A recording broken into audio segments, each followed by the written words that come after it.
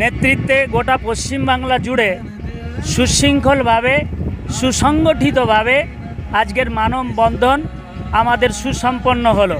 আপনারা জানেন, যেদিন থেকে কেন্দ্র সরকার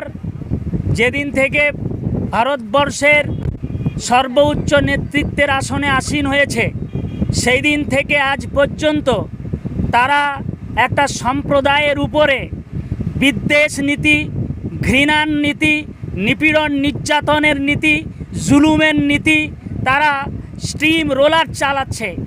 ভারতবর্ষ জুড়ে বিভিন্ন রাজ্যে তারা মসজিদগুলোর উপরে বুলডোজার চালাচ্ছে, এমনকি কবরস্থান থেকে বুলডোজার চালিয়ে লাশগুলোকে ফেলে দেওয়া হচ্ছে।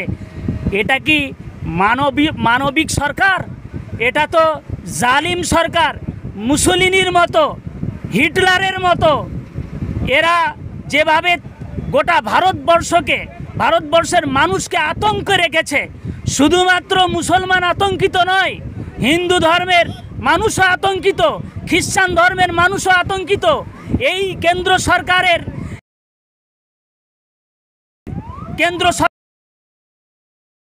কেন্দ্র সরকারের জুলুমবাজি নীতিতে গোটা ভারতবর্ষের 140 কোটি জনগণ অস্থির অবস্থা। এই সরকারকে আগামী দিনে আমরা শুধু মুসলিম পার্সোনাল ল বোর্ডের পক্ষ থেকে আমরা ওয়াকফ সংশোধনা আইন বাতিলের দাবিতে প্রত্যাহারের জন্য আন্দোলনে নামিনি।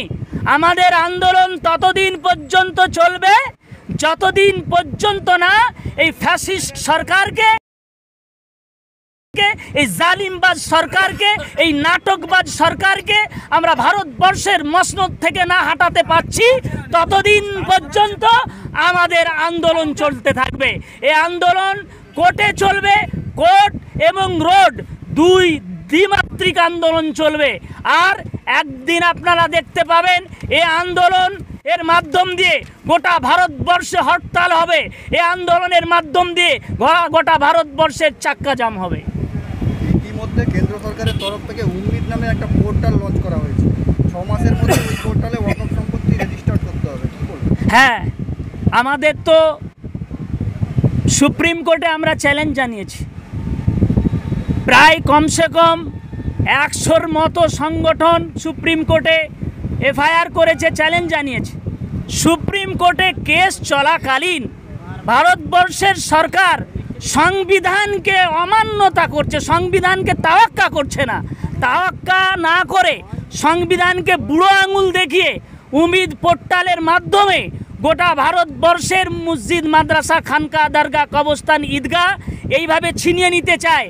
আমরা মুসলিম পার্সোনাল ল বোর্ডের পক্ষ থেকে এবং অল ইন্ডিয়া তৌহিদি জনতার পক্ষ থেকে গোটা ভারতবর্ষের মুসলমানদের কাছে আমাদের আবেদন, উম্মিদ পোর্টালের মাধ্যম দিয়ে কেউ যেন ওয়াকফ সম্পদ রেজিস্ট্রেশন না করে।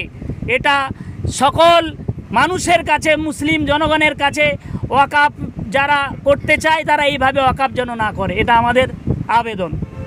ব্রিগেড সমাবেশে আটকে যাওয়ার জন্য আপনারা মুখ্যমন্ত্রীকে দায়ী করেছিলেন।